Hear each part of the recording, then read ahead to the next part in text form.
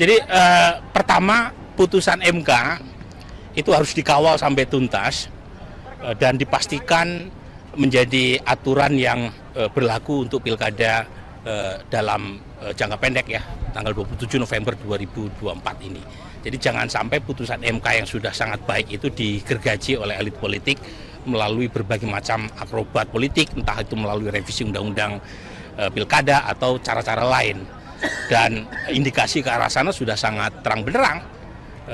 Balik DPR memproses revisi undang-undang pilkada secara kilat. Kita tahu ada banyak sekali RUU yang selama ini macet di DPR, tapi untuk kasus RUU pilkada yang kebetulan bertentangan dengan putusan MK itu mereka kejar secara kilat. Itu menunjukkan sekali lagi bahwa ada desain dari elit politik untuk mensabotase putusan MK, terutama yang berkaitan dengan penurunan barrier to entry, yang kedua berkaitan dengan batas usia. Jadi itu dulu yang kita harus pastikan. Hari ini kawan-kawan dari seluruh elemen turun, ada yang di DPR, ada yang di MK, itu memberi pesan secara keras dan tegas kepada pemerintah atau kepada DPR bahwa mereka tidak boleh ugal-ugalan karena putusan MK bersifat final and binding dan karenanya segera dieksekusi melalui perubahan peraturan KPU sehingga asas demokrasi yaitu persaingan itu bisa dimunculkan dalam pilkada tahun ini. Kemudian kan ini kan dianulir yang putusan MK nomor 20 dan 70 yang kita soroti.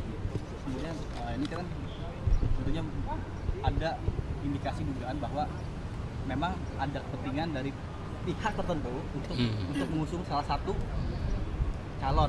Ini tanggapan Anda seperti apa? Begini, kita coba mengembalikan pada norma yang semestinya ya.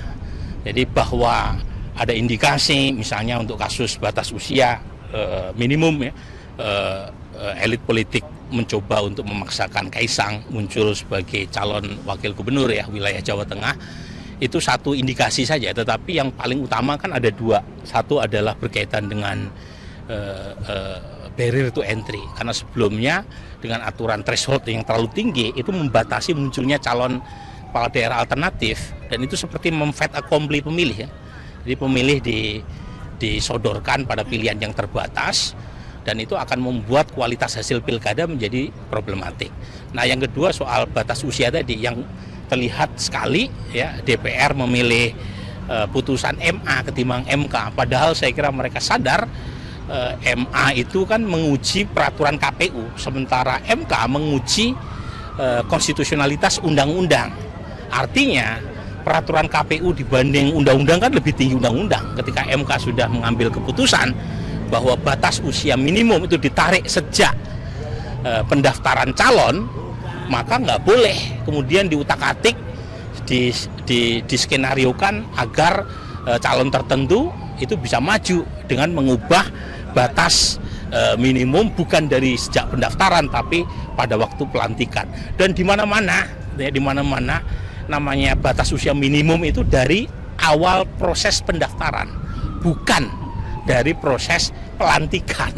Jadi ini yang menurut saya memicu kemarahan publik ya, karena dianggap terlalu kasat mata dalam usaha untuk mendorong kepentingan politik, bukan kepentingan publik ya. Prof, ini kalau misalnya kita dari misalnya sudah kan sekarang lagi dirapatin di DPR, ternyata disahkan lanjutin anulir tersebut.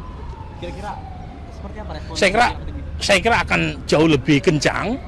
Hari ini DPR seperti tanda kutip ya mundur, tetapi kita nggak boleh terlena karena mereka menyatakan tidak membatalkan, tetapi menunda. Jadi frase menunda itu kan artinya kalau elemen civil society lengah, pas tidak ada demo bisa saja ya klausul bermasalah yang mereka tetapkan dalam proses kilat dibalik itu kemudian diketok palu. Jadi, tetapi setidaknya ada indikasi positif, mereka tidak memaksakan untuk mengesahkan hasil kolutif ya di sidang balik ya, minimal mereka menunda, dan saya kira kalangan civil society akan terus ya melanjutkan tuntutannya agar didengar oleh publik sehingga tidak ada upaya-upaya sistematik untuk menggergaji dan mensabotase putusan MK yang sudah sangat baik. Baik, harapan untuk demokrasi Indonesia ke depan. Ini satu fase yang sangat krusial ya buat demokrasi kita. Saya terus terang barusan menghadiri sebuah workshop terbatas tentang the state of democracy di Indonesia, diadakan di Cornell University, dan semua indikator demokrasi kita mengalami penurunan. Dan kalau misalnya kita lengah dalam konteks yang terakhir ini, kemungkinan besar demokrasi kita akan semakin merosot ya. Dan karenanya semua elemen masyarakat harus turun gunung, karena kita tidak bisa berharap lagi sama elit politik. Jadi kita yang memperjuangkan nasib sendiri. Caranya ya sampaikan secara luas apa yang menjadi concern kita, sehingga elit politik bisa mendengar meskipun dengan cara terpaksa. Gitu, cukup.